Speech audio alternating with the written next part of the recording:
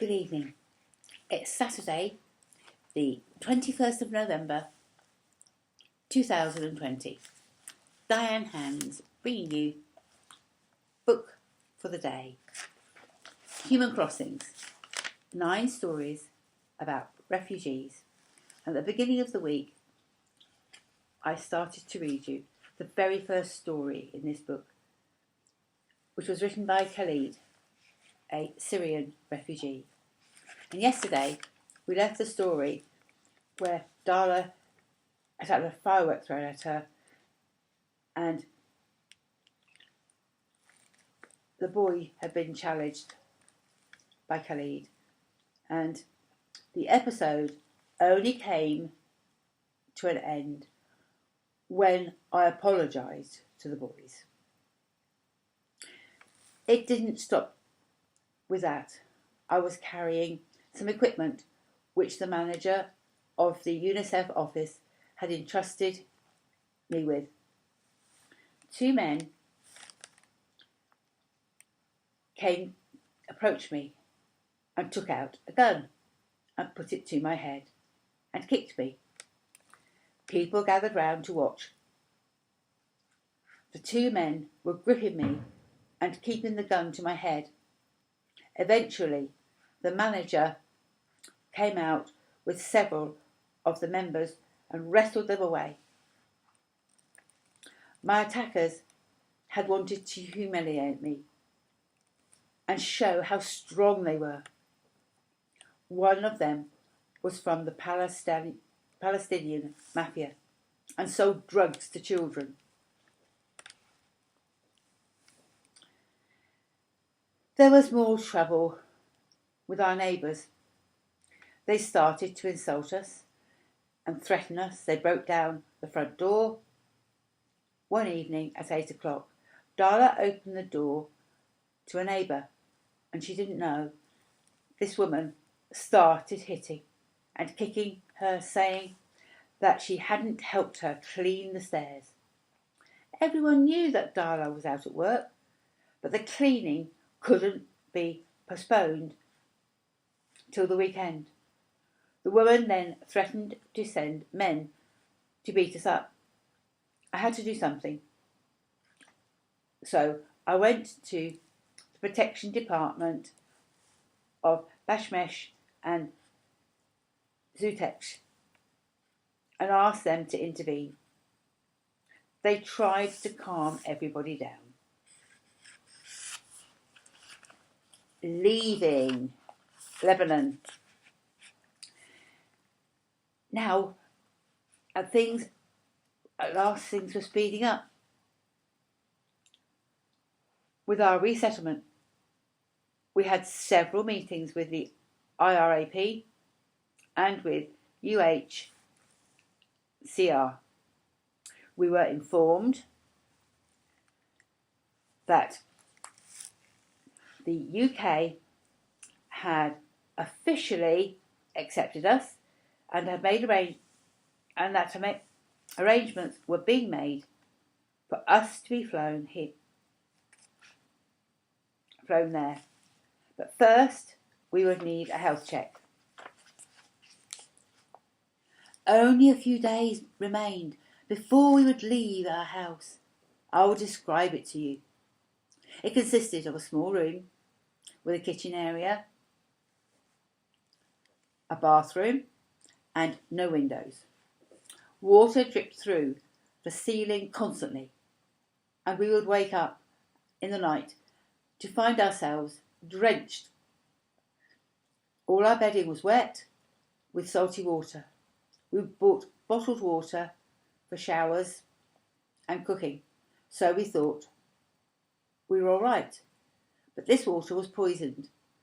We spent a whole night taking serum injections so that we would pass the health check. Finally, the day came. It was March the 28th. We were driven to Beirut airport at midnight. I remember the wonderful feeling I had when I entered the airport building. Beautiful thoughts of how my wife and I were going to live in security and dignity. It was a dream which could hardly believe. But that soon changed when we had to go through security and then wait 2 hours. Every minute felt like a year, as we feared that our immigration would be refused and we would be told to go back. But finally, we boarded the plane. And it took off at 4 a.m. We arrived at Frankfurt, where we had to change planes. Arrival in England. We landed at Bristol Airport at midday on March the 29th, 2017. At last, we had arrived in the UK. During the flight, we had been so excited about our new life. At the exit gate, I saw a man holding up a placard with Arabic writing. It was my daughter's name, Lamar. Also, there were to meet us was Annette Hughes, the head of Refugee Support Devon, RSD.